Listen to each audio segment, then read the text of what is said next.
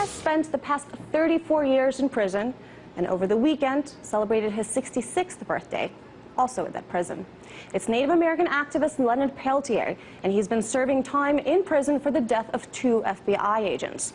Of course, his case has drawn national and international headlines, and he's been labeled a political prisoner.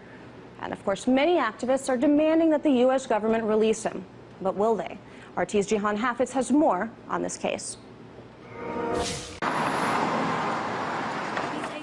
Topic for the FBI. The imprisonment of this Native American man has led a movement that transcends beyond U.S. borders and illustrates a gaping wound still bleeding injustice for America's indigenous population.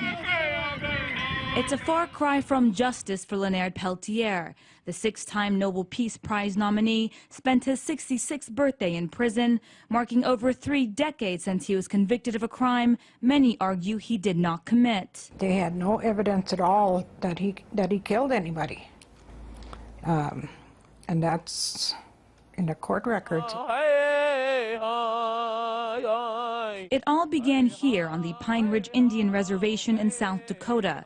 The FBI's covert war against the militant American Indian movement culminated in the deaths of 2 FBI agents and a Native member of AIM. Although 2 AIM members were acquitted of the shootings on evidence of self-defense, Peltier was extradited back to the U.S. from Canada. The FBI's lead witnesses in the case later recanted their statements, which the FBI used as faulty affidavits and coerced testimonies against Peltier.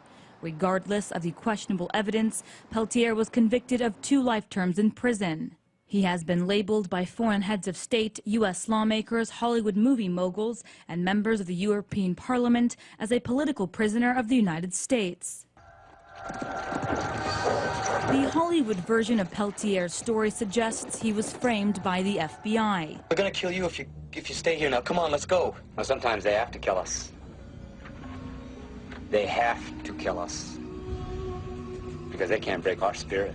Another account of the shooting in the documentary film Incident at Lugala provides evidence and witnesses that lead to a possible setup by the FBI. RT contacted the FBI's National Bureau here in Washington, D.C., where a spokesman said the FBI would not support a retrial into Peltier's case and that this is one of the most looked at cases in FBI history.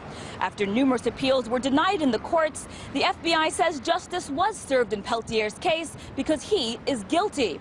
When asked about the allegations that the FBI had framed Peltier, an official from the Minneapolis field office said those claims are, quote, ridiculous. In the 8th Circuit Court of Appeals, even he wrote a letter saying that it was time to call an end to this. He says, in Leonard Peltier's, should be set free. After all, he said, it was the government who started the fight. Last year, Peltier was up for parole. And I'd just like to have my brother home. But he was not paroled. And as the FBI continues to fight against his release, Peltier supporters are growing weary he will ever be set free. The government's doing everything to keep him there, he's a scapegoat, If he was released, then they would, somehow it would be shown that Peltier was a scapegoat. In a letter to the public, Peltier writes he is now U.S. President Barack Obama's political prisoner, begging the question, why does the U.S. still have political prisoners? And will President Obama break from his predecessors and finally grant clemency for a man that still stands as a martyr for the struggle of Native Americans? Jihan Hafiz, RT, Washington, D.C. And Jihan joins us right here in the studio with more.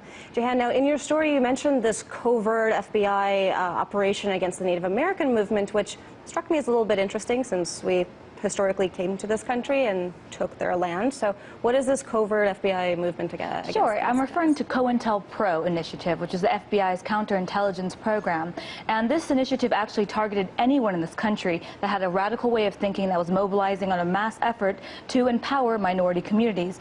The Native American community was one of them. They started the American Indian movement. And a lot of our viewers wouldn't know, but the American Indian movement actually held siege to Wounded Knee. They literally held the government at gunpoint for 3 months. And this, of course, was seen as a we can't, the FBI could not have this happen.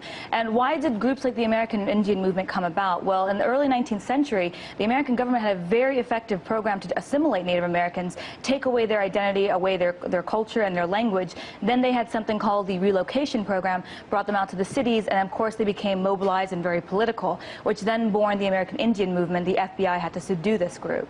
Now, the thing that occurs to me watching this package is how little discussion there is in the mainstream press about political prisoners. I mean, we have Mumia Abdul-Jamal, we have Leonard Peltier, and yet we don't really hear about this in either the mainstream press or politicians or anyone in this country really talking about it.